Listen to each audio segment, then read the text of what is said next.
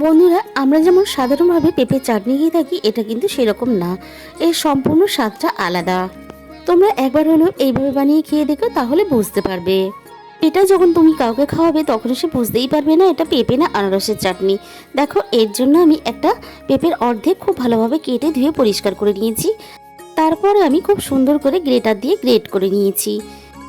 আমি প্রথমে কড়াইয়ের মধ্যে 2 বাটি পরিমাণ জল দিয়ে দিলাম। এখানে কিন্তু একটু জলের পরিমাণটা বেশি দিয়ে দিলাম। এরপর দেখো, ওই জলের মধ্যে আমি একটা তেজপাতা আর দিয়ে দিলাম অল্প একটু জয়িত্রী। এবার আমি এখানে গ্রেট করা পেঁপেগুলো দিয়ে দিলাম। স্বাদ মতো লবণটা আমি এই সময়ই দিয়ে দিলাম। এবার সব কিছু মিশিয়ে আমি পেঁপেটাকে খুব ভালোভাবে সেদ্ধ হতে দেব। পেঁপেটা যখন খুব ভালোভাবে সেদ্ধ হবে তখন আমি এই ফাঁকে একটা মশলা বানিয়ে নেব।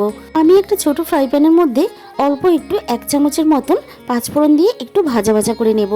একটু ভাজা ভাজা হয়ে গেছে, এবার আমি এটাকে নামিয়ে গুঁড়ো করে নেব। এদিকে বন্ধুরা, পেঁপেটাও কিন্তু খুব সুন্দরভাবে সেদ্ধ হয়ে গেছে আর কালারটাও দেখো কতটা সুন্দরভাবে চেঞ্জ হয়ে গেছে। এবার আমি দিয়ে দিলাম অল্প একটু গুঁড়ো দুধ গুলে।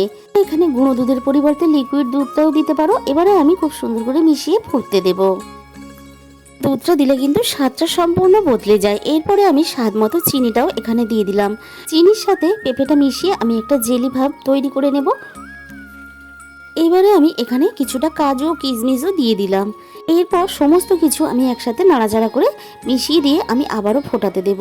সুন্দরভাবে পেঁপের মধ্যে কিন্তু একটা চটচটে ভাব তৈরি হয়ে এসেছে। এবারে আমি এখানে একটা গোটা পাতিলেবুর রস দিয়ে দেব।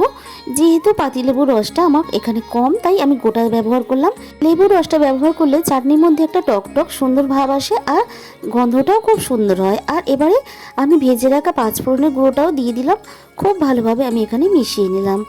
এইভাবে পাঁচফোড়ন, লেবুর রস আর দুধ দিয়ে তোমরা একবার হলেও পেঁপের এই চাটনি বানিয়ে খেয়ে দেখো। ভীষণই সুন্দর কিন্তু খেতে হয়।